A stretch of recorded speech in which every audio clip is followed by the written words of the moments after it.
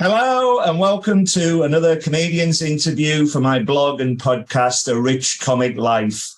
My name is Richard Gill and my blog describes my experiences of watching over 1,000 comedians over the last 47 years. I'm delighted to welcome my guest today. It's only Victoria Melody. Yes! Hello! Hello, it's good to be here. What a welcome. How are you? You all right? Wow, I didn't even know there was 1,000 comedians. Is that the UK or is that the whole world? No, they're American or British or whatever you want. But I've now there's over 1,100 entries in my blog. But that's over the space of my lifetime. You know, I started when I was about 7. But it's wonderful. But anyway, thank you so much for being a guest on my podcast. We're going to chat for the next 45 minutes to an hour or so about your comedy career. And I'd like to start off by asking, how did you become a comedian in the first place, please? Okay, well, this is going to take 45 minutes. Please. So I write and perform theatre about Britain's enthusiasts. So I make shows and I'm actually in them. Right. And I am a bit like an anthropologist where I'll embed myself into a community for a really long time, and like 4 years, and I become things. Like I become a funeral director and a beauty queen and a championship dog show handler and a northern soul dancer, a pigeon fancier, all these different things. Yeah. And the last show I made was called Ugly Chief, and it had my dad in it. Right. And it was a big show. He had been diagnosed with a terminal illness. Right. And he'd asked me to organise his funeral, and so I trained to be a funeral director. And this is a true story. But then we created this show, and the show was his living funeral. But then we found out that it was a misdiagnosis, and he was actually fine. Right. Thank God. Yeah, exactly. We then gave a whole different outcome to the show. And it was a very successful show. It got all 4 and 5-star reviews from the Times and the Guardian. But the thing was, Dad and I fell out. And so we were performing every night.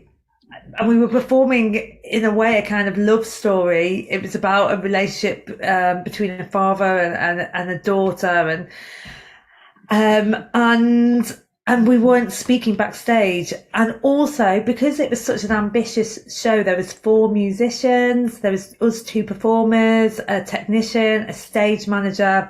It was so expensive to tour.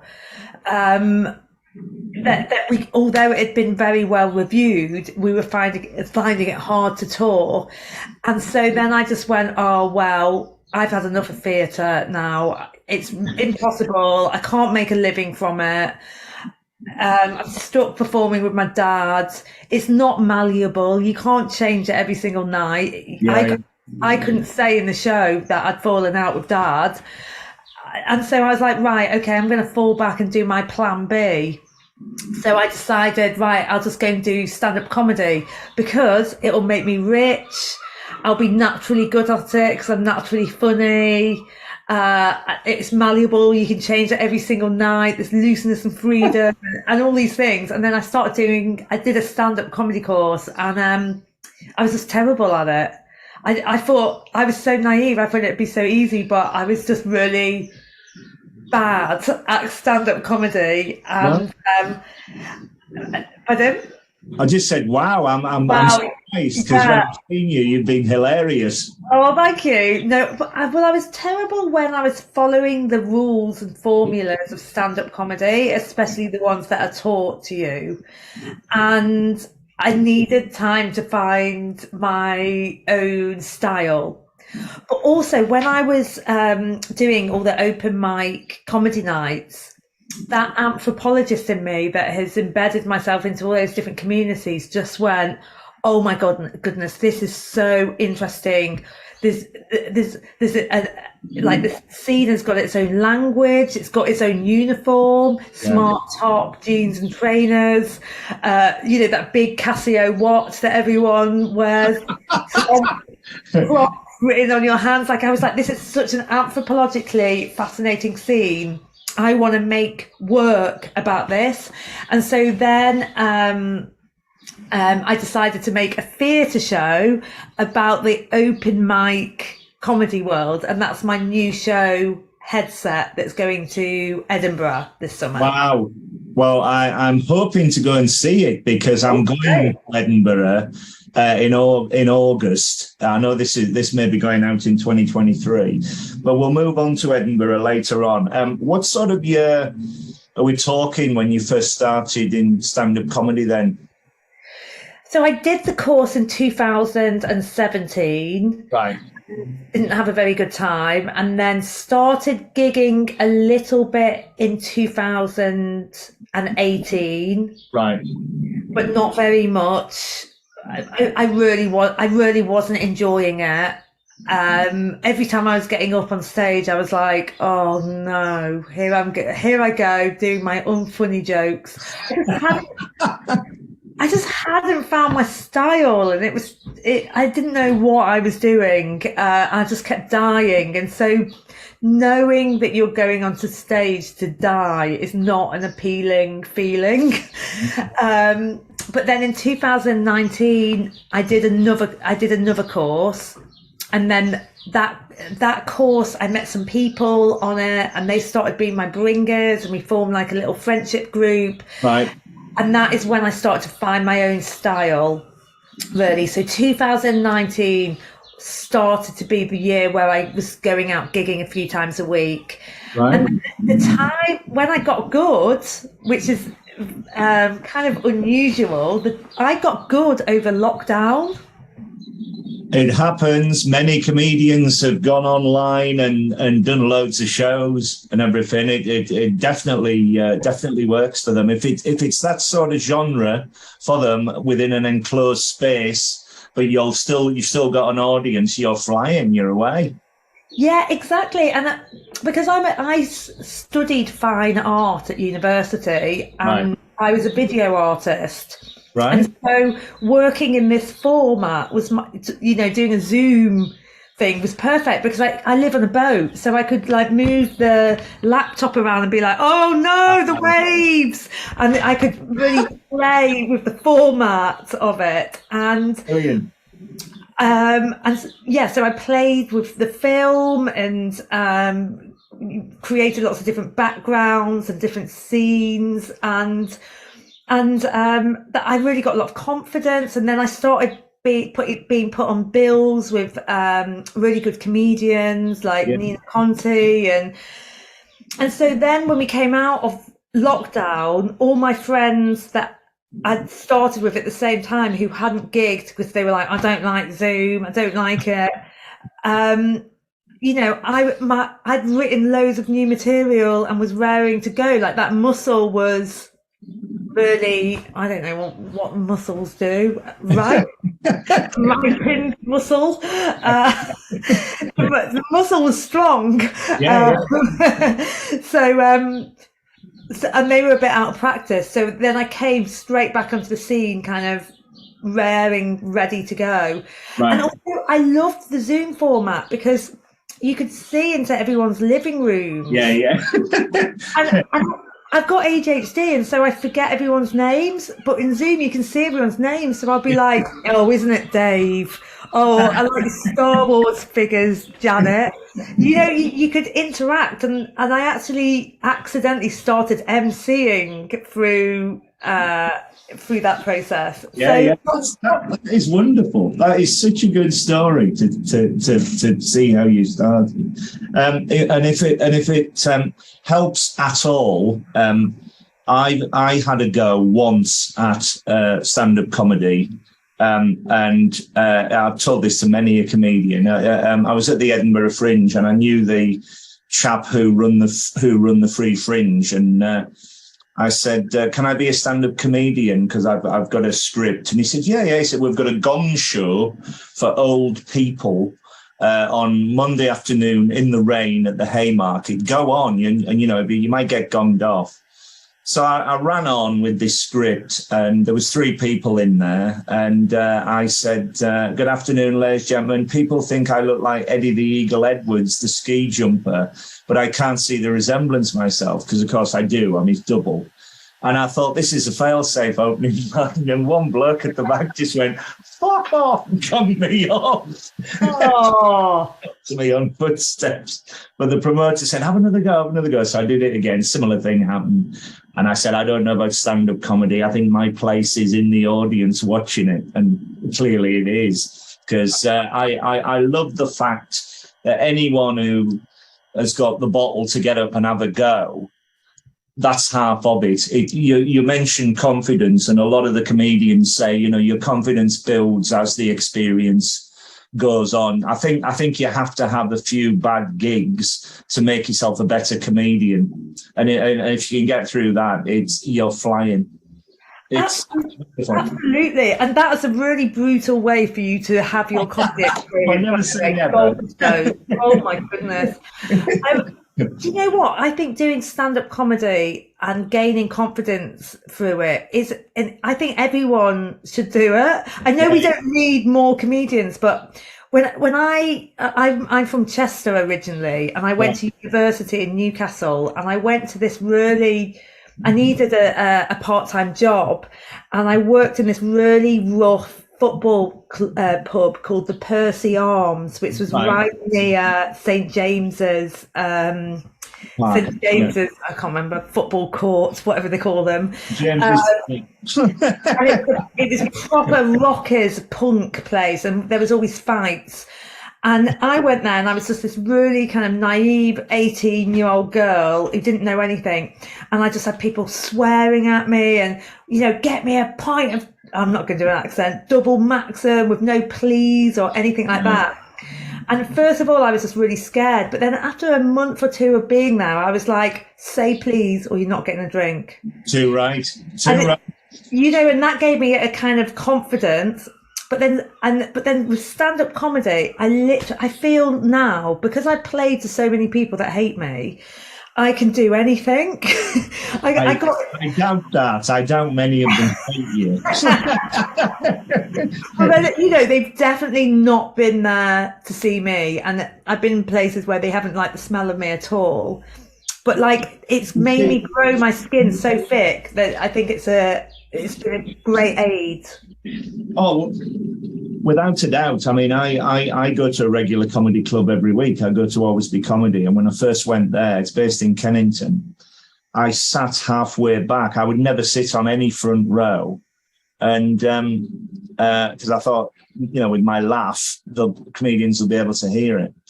And the second time I went, I sat on the front row, and I've never looked back because they're very warm there. They've got a very good audience and a great compere who just brings everybody in.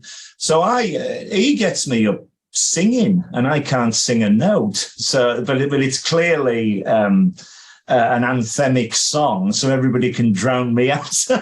That's the joke, you see. But to get up and actually to actually do something like that, your confidence goes through the roof. And so what is not to love about the genre of stand-up comedy? That's why I love it. So there you were.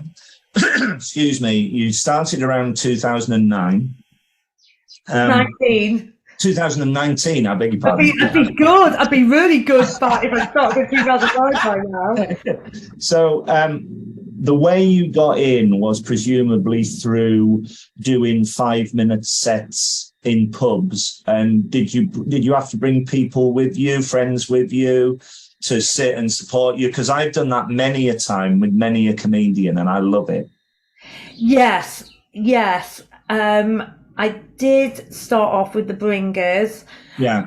But I'm one of those people who kind of gets away with things, and so I quickly got let off with having to bring anybody with me, Right.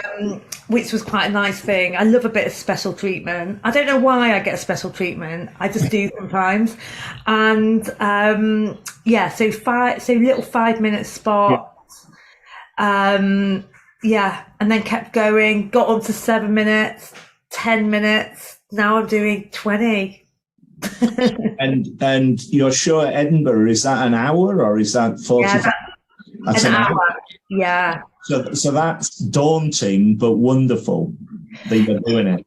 Well, the thing is, with my show Headset, it's a theatre show and it's also a stand-up comedy show. Right. So it's kind of meta, but it's like in the it's in the case of a theatre show. So I feel safe in that kind of narrative arc because I've worked like that for years. Yeah.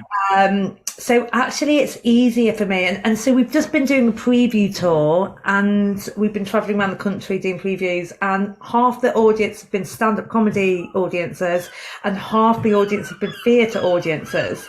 And I know this because I ask at the beginning. And what this does is theatre audiences are very polite. Right. And they are amused very easily. So I've been in this lovely position where, I'm putting myself down. My show is funny, but it is I've always got nice people in my audience. Basically, I've managed to get the greatest audiences going. Well, I mean, my view on heckling or not enjoying it, I mean, what's the point of going? You're not there to listen to heckles or to listen to people in the audience. You're there to watch the performance or the comedian, and that's the whole point in going. So all your shows are of a theatrical background. But when you do a 10-minute set or whatever, what do you tend to like to talk about? Is there any themes within the comedy or no? Yeah. So with my theatre stuff, and I'd say that my theatre stuff was always a little bit like stand-up comedy anyway, because it's direct address. There's no fourth wall, which means I can speak directly to the audience. And if someone drops a drink, I've always been able to speak to them. I'm a bit like, I've been called the Louis Theroux of theatre, and I'd say I love Mark Thomas, and so I'm in a sort of similar vein to those people, basically. Yeah. And a bit like Grayson Perry. I'm a bit like Grayson Perry, Mark Thomas, and we need a woman, and Tracy Emin. But on stage. And so theatre stuff, I'm professional at. Stand-up comedy, I'm coming up the ranks in professionalism. And so I'm still finding my feet. And I want to be able to talk more about the subcultures that I embed myself in. Right. But I haven't completely found a really funny way of doing that yet. Because with stand-up, you've got to be funny. You can't just be amusing or interesting. And so I see myself going in a way where I can talk about interesting subcultures. Yeah. But my stuff at the moment is stuff about I'm accidentally surreal, but I'm still quite relatable. Very much so. I talk about, I've got ginormous, massive biceps, I'm like a freak. Right. So I talk about that. I'm in a relationship, I'm married, and so one of my favourite things is to make up songs about my husband, even though I can't really sing.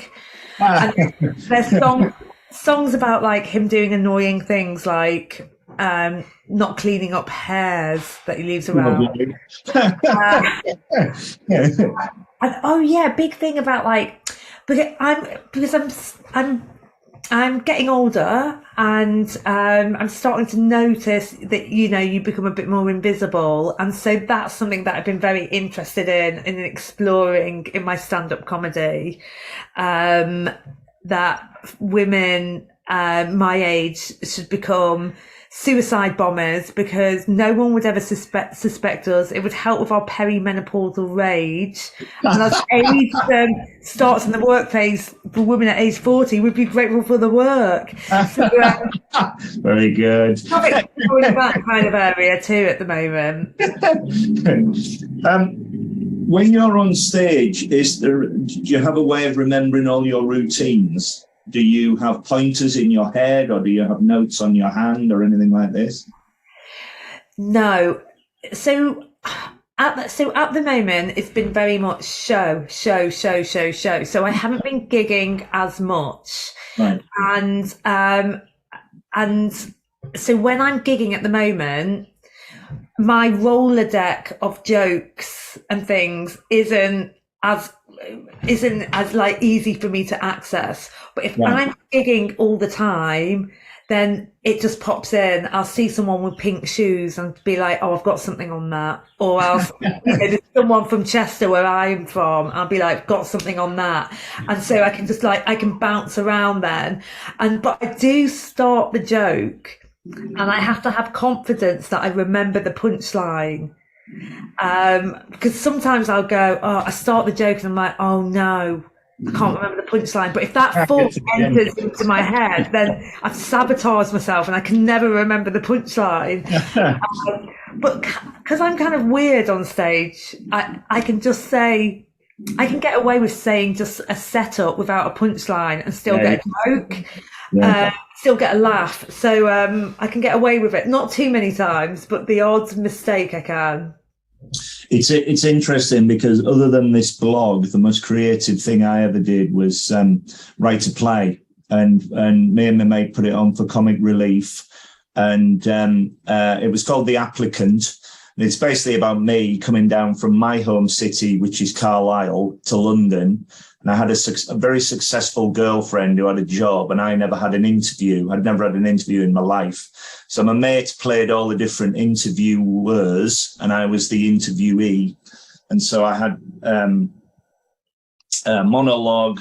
Then he came on, we did the interview, monologue. And I'd never written a play before, and we'd rehearsed it for 10 weeks. And when I ran out and I did this monologue, I forgot it, and I wrote it. So that's why I asked the question, how do you remember your routines? Oh, no. What happened? Well, the director flicked the light on, and my mate came on, and we started the interview, and I never forgot a word after that, because I was bouncing off somebody.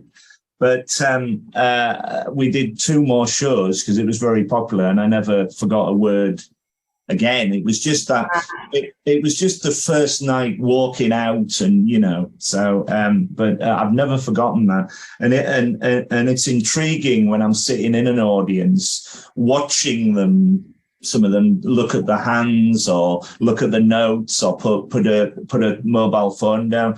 I recently saw Lily Phillips, the comedian, and she put a mobile phone down in front of me and then started a show. And the first thing she said, she grinned at me and she said, I'm going to have a great night tonight because I know you'll laugh. Oh, that's good. And that's lovely. But I've noticed a lot of them do record onto mobile phones, so you know where you are. Yeah? Yeah, and I film myself. Right. I'm quite physical, and I've got a lot of facial expressions, and sometimes I'll get the punchline will be my facial expression, and I don't always know when I'm doing it what face I pulled. So then I look back on the video and go, oh, I just went, and that got the laugh. That was the punchline. But I film myself. But the thing is that forgetting. I love it when people forget. Because yeah. and it's fun. Like I forgot completely went blank in a preview, and I said, I can't remember. I don't know what I'm doing, and the audience loved it. It was like a few minutes. I didn't know. The technician in the end had to get a script and just tell me where I was, and it was probably the biggest laughs of the show. We love it because it's about seeing the human. Yeah, I was like literally like a rabbit in headlights because there was nobody on stage, but you try and wing it. And the best joke I wrote in the play was his name. His name was Norman Oliver Hope, so it was N.O. Hope whenever he got any actors. So I kept putting his name in, and they were starting to laugh, and I'm thinking, I'm beginning to remember this. And then he came on, my mate, and we were away. But anyway, there you go. That's my story for you. Oh, great. What is your view of comedy competitions? Have you done any? Have you? Has it helped you at all over your career? Or I love competitions when I do well. Yeah. If I don't, they're rigged. Right. How do I feel about competitions? It really depends on the competition, I think. There's good ones and there's bad ones, and at the end of the day, it's subjective. If you and I were to go to an art gallery, we would pick out different paintings or different sculptures. Yeah. You can't put a Van Gogh next to a Matisse. Yeah. You can't, but they're both brilliant. So I just think of that all the time. It's down to the person's taste who's winning the night. Very often, I totally agree. It is completely subjective. I was invited to a writing class when I started my blog off, and I had a half day there, and the rest of them all wanted to be reviewers. And the woman said to me, she came to me and she said, "We've forgotten why we've invited you." And I said, "Well, I'm not a reviewer. I'm not a critique. I'm not a diarist. I'm not a reporter. I'm a member of the audience. I'm out to have a good time. And my blog is an enthuse." And she never bothered me again. And whereas they'd a right go at the reviewers and everything. But I totally agree with you. If somebody wants to read my blog, and please do, it's my experience of watching a particular comedian. And then they can decide whether or not they want to go and see them. So it's the subjectiveness of it, you see. Because I think if everybody liked everybody, it wouldn't work. It's as simple as that. Exactly.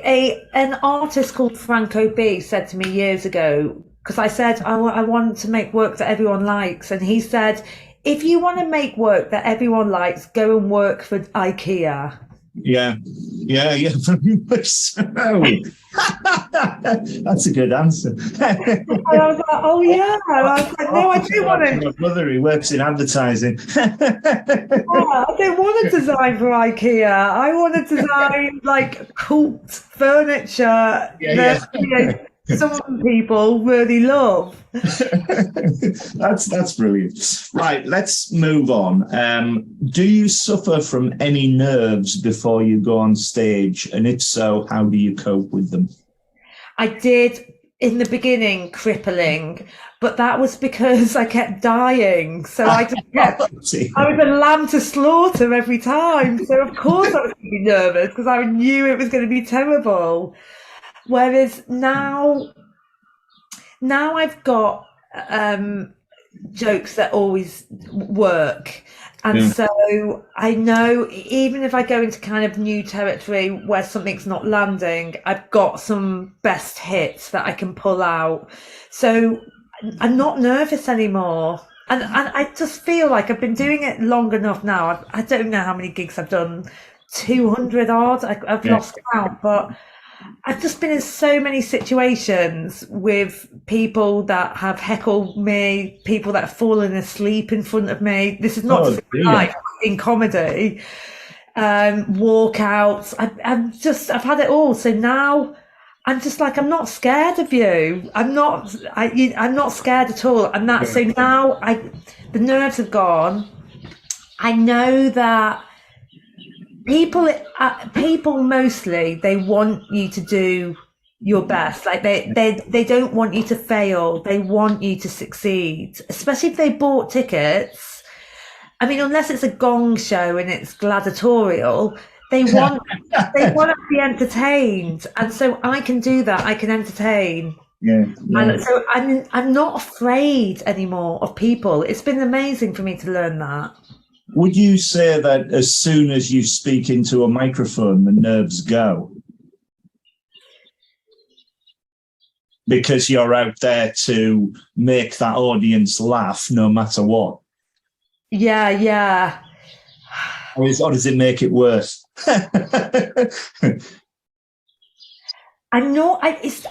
I feel like it's more excitement now. Yeah.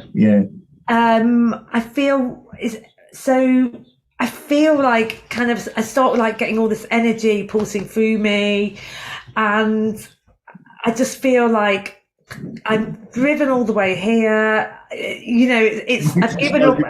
You're very best. Yeah, I'm going to have a good night, and so it's an excitement now. These are my nights out.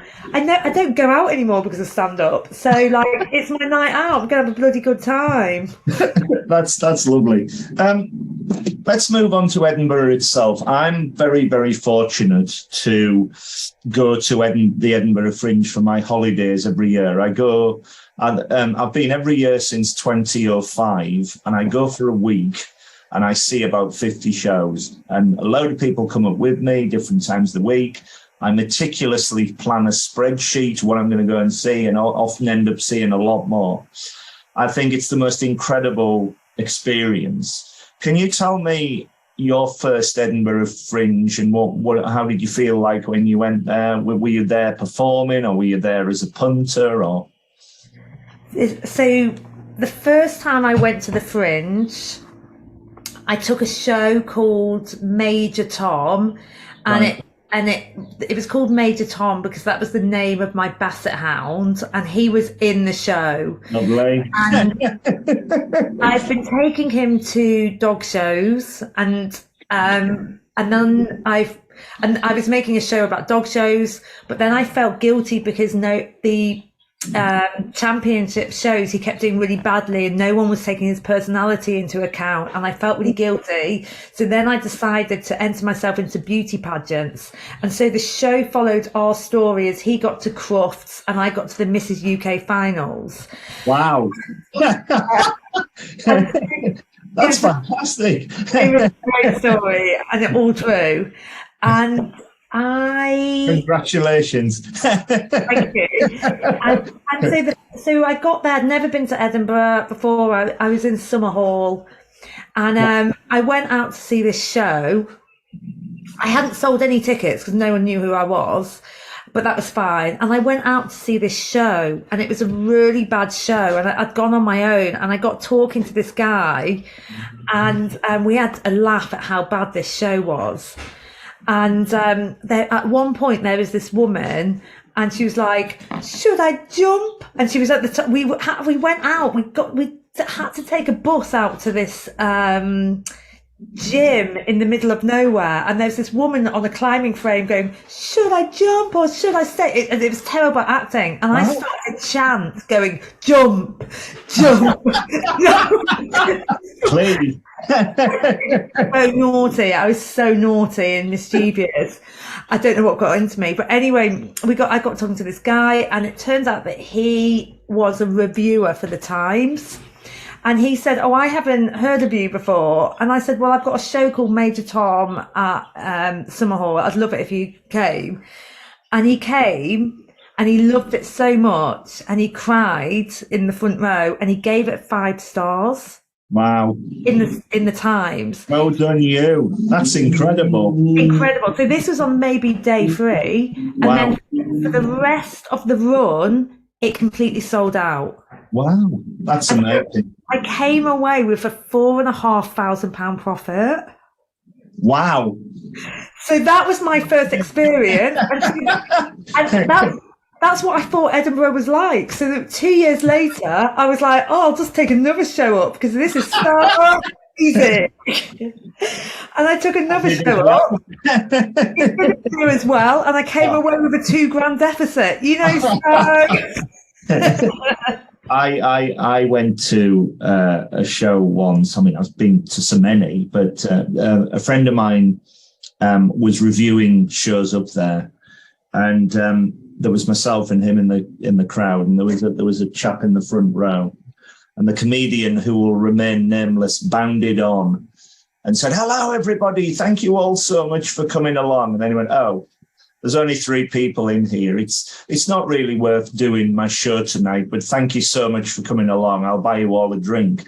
And the bloke in the front row went, "No, I've paid my £6. I want the hour." Wow. He had to perform it, which was fair enough. Yeah. You know, it's such a wonderful atmosphere. It either, I wouldn't say make or breaks you, but it gets everybody together, and it's such a melting pot of creativity. The whole month is just extraordinary. I'm excited. So the first time was amazing. The second time, not amazing. So I'm hoping this third time. The last time I was there was 7 years ago. Right. So I think the show is in a pretty good state. I really enjoy performing it. I don't know how long it is because I keep adding bits. Where are you at this year? Pardon? Where are you going to be performing it? Pleasance Courtyard. Right. What time are you on? 4:50 p.m. in the Beside. Right. I am seeing a lot. You'll probably see me around, but I'm going to do my utmost to fit you in, get you in there. Yeah, good. It would be wonderful to see, because what I love about you, and I'm coming on to this because the next question is, I was very impressed when I saw you at Sofa So Funny, which is a very good comedy club, very recently. And I want to move on to you talking about your writing process. What I love about your act is the originality of it. I love the fact you never know what you're going to get with you, and it was hilarious. I was laughing out loud at these bizarre flights of fancy, but yet it was so cleverly done. And this is why I want to see your theatre show, because if it's all constructed together as a whole, it'd be amazing. Can you tell me more about your writing style? Do you have one, or do you just pick ideas and try and wend them together? Yeah, and so what I love is people like you, Rich. I am passionate about other people's passions. And I love enthusiasts. And like, you are the biggest enthusiast ever. And so I think you'd love the show because it's really nerdy, because it's about open mic comedy. And it's you are the ultimate enthusiast. And so my writing style comes from lived experience, and so I will this weekend I'm spending time with people that race pigeons, right? And so I'll be sitting in a pigeon racer's garden in his deck chair talking about pigeons, and he'll say something and I'll be like, "That is brilliant." I'll get, I get just things like that. Conversationally, things just pop in. Because famously, Peter Kay did that, or Peter Kay does that. He is forever writing things down, or Victoria Wood's another one, who forever writing down what people say and then adapting it into the act. And if you can do that, if you make notes straight away and then go back to them and say, "Oh yeah, I remember that," that's a very good way to construct a show, I think. Yeah. People are amazing and they say the weirdest things. And I just think that fact is so often so much more interesting than fiction, and can be so much weirder. And so it comes from actually experiencing things, my comedy. I love the fact that you like the weirdness. Sorry to interrupt. but I think that's wonderful, because you have this very sweet innocence when you walk on stage, and then you just let rip. And that's, I love comedians like that. Good. You've been so kind to me. I love all these compliments. You make me feel very good. You're a very good, funny comedian, and I'm delighted to have you as a guest. Oh, dear. To date, what has been your comedy highlight? Have you had one? Comedy highlight. What is it? Wow, there's been a few. I think the penny dropping. I think I was a bad comedian for longer than most people. I think it took me longer to find my style and my stage presence and what I wanted to talk about on stage. I'm a tortoise in the hare. I've always been slow at everything. I've always been the one behind, and but I always do eventually catch up and win. No, I don't really win, but maybe I do. And so I think the penny dropping and then going, oh right, okay, I don't need to follow these formulas. I don't need to do rule of three. I don't need to work with right turns or pull back and reveals or these things. Yeah. I can just sing a song about pubes. I must hear that one day. Yeah, and just having the liberation of that and realizing it was funny was like the good time for me and the turning point. Just as an offshoot of the question, do you think was there ever a point where you thought to yourself, I can do comedy and I can do it well? Was there a point where you suddenly thought I could make a career out of doing this? I mean, the thing is, a career that pays £2 an hour. That was the funny thing. That I went from theatre because it was badly paid to comedy, equally as badly paid, if not worse. The reason why I asked the question is that if comedians have bad nights, they keep going. So they have a mechanism of forgetting the last night and starting again the next day. I think Sarah Millican said famously, you forget about last night if it was bad and you start again at 10 o'clock the next day. I mean, you can record all your comedy and all the rest of it, but if the experience wasn't as good, you would start again the next day and eventually it comes good. Do you agree with that? Yeah, absolutely. It's a bit like childbirth. No, I've never looked at it like that.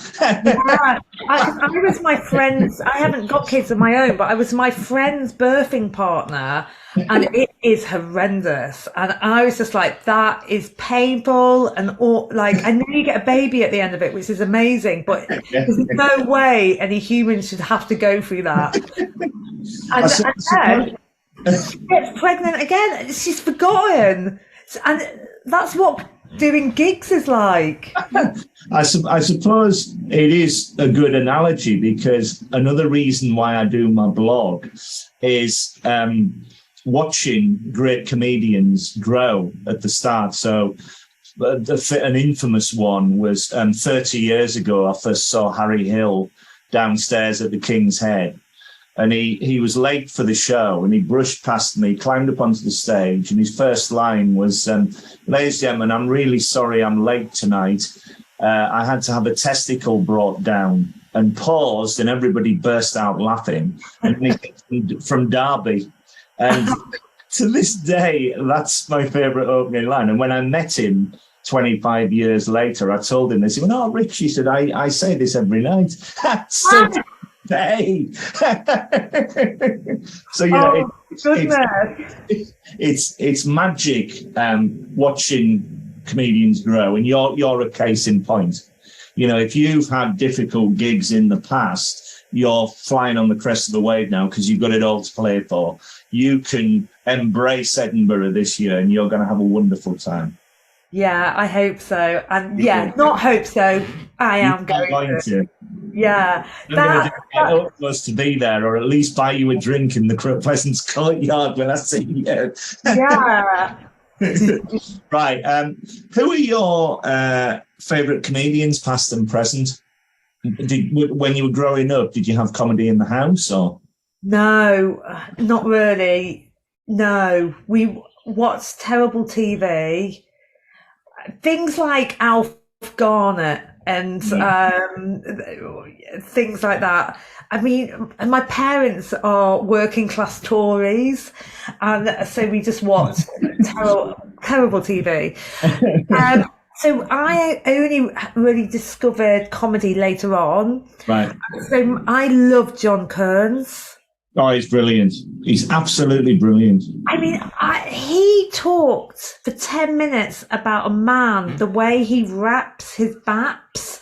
And it was so funny that I fell onto stage laughing. Like, I have never been that uncontrollably creased over as someone talking about something that's so banal and everyday, but doing it in such a funny way. Just brilliant. I love him so much. I saw him once. He does a character whose name escapes me, but he has false teeth. There's something wrong with his teeth. Yeah. As he progresses with the routine, the teeth start going everywhere. And because I was laughing so hard at him, he burst out laughing and they all again. And I thought, he's good. He's good. He's a comedian that knows how to hold silence. Yeah. And that's a gift. Yeah. He's very playful and experimental, and I love that. I'll have to say Mark Thomas, because he was one of the first that I saw, and I was like, oh, wow, he can do this really interesting political stuff that's still funny. Love Sarah Pascoe, that she can talk about really nerdy things and make those funny. And Daniel Kitson, obviously I love his whimsy. Yeah. Choices. Yeah. So I'd say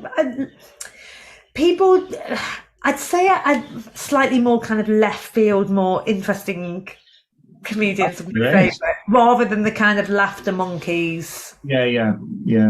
My first ever gig with my mum and dad and my brother was in Scarborough, age 7, and we went to see Les Dawson, and he was just incredible. All the characters and the voices and the jokes and everything. And then a year later, we saw Tommy Cooper. And the curtains opened, there was a bed on stage, and he's lying on it. And one woman in the audience, packed audience, was crying with laughter, and it trickled round. So everybody was laughing after about 5 minutes. He hadn't done a thing, he's just lying there. And then he pops his head up, perfect timing, and he went, what, has somebody come on? Why are you laughing? And that was it. And everybody just collapsed. He was unique. But that's what gave him the bug. I saw Rick Mail in Carlisle. He was a highlight. He was extraordinary. All the alternative stand-up comedy in the 80s. But again, I like to watch, as I said before, comedians at the start of the journey. I saw Michael McIntyre in a hut at Edinburgh before he was famous. I saw Alan Davis before he was famous. I saw Peter Kay at the Jabez Club in Manchester on a bill of 5 acts, and he was 4th on. And I laughed so hard. I said to my mate, he's going to be a superstar. And I missed the 5th act because I laughed so hard. Oh, wow. But it's just, and to find new talent like yourself is just magical to watch. It really is. You think, well, if you want to keep going, this is really good. It's like a little ball starting and rolling down a hill or whatever. It's wonderful. Following on from that, like me, at any point in your career or before it, do you go to a lot of gigs as a member of the audience? Not as much as I'd like to. Right. I would like to go more, but yes, it's just hard to fit it all in, especially if I'm gigging 4 to 5 times a week. Even I can't go every night. It's too much. What I'm doing, I'm going out to gigs with a mix of the kind of established material that I get paid for, and then the new material, for the new stuff that I'm writing. So if that's 4 or 5 times a week, then when do I spend the time with my husband, or when do I have a bath? When do you get your life back? So if you're on a bill of 4 or 5 comedians in a night, if you're on first, would you stay and watch all the comedians? Oh, as much as possible. It depends where I am, and if I've got a long journey home. Yeah. Usually, yeah. Like I was in Tunbridge Wells the other night, and the headliner was Zoe Lyons. So I was like, I am not going home early tonight. She's superb, absolutely superb. Incredible. I did go to see comedy last night. I saw Jess Fortescue wonderful. And Milton Jones. Milton Jones has done this. He was hilarious. Absolutely hilarious. In fact, I think he might be out at Christmas. There's an exclusive. Oh, love to get Jess Fortescue on here. I have asked her.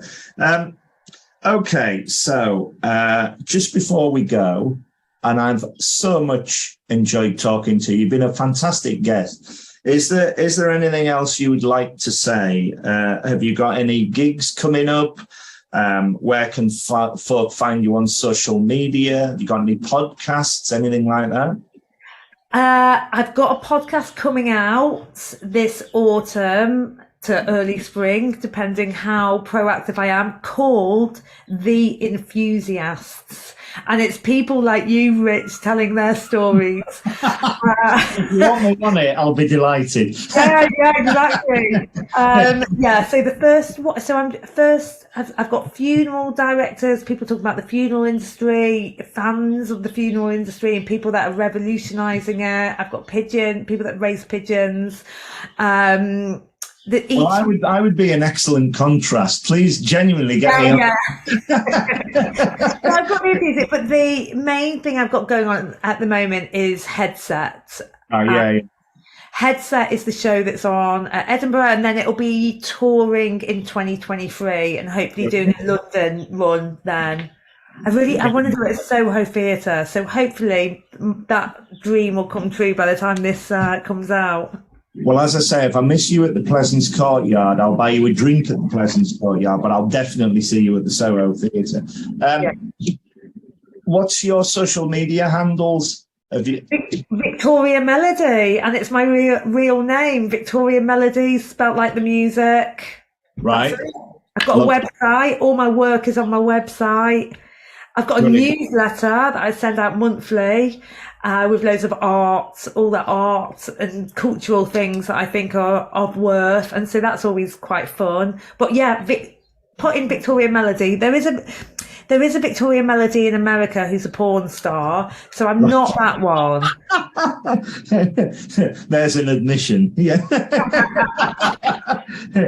Well, I, for one, am a massive fan. I'm so looking forward to seeing you live again soon, even if it's just a 10-minute set like it was at Sofa So Funny, because it was so unique. That's the wonderful thing about you. Thank you so much for being a wonderful guest, and I wish you all the very best. Pleasure. Thank you for having me, and thanks for asking such good questions. I loved it. Thank you very much, and all the best to you. See you. Thank you. Bye. Bye-bye.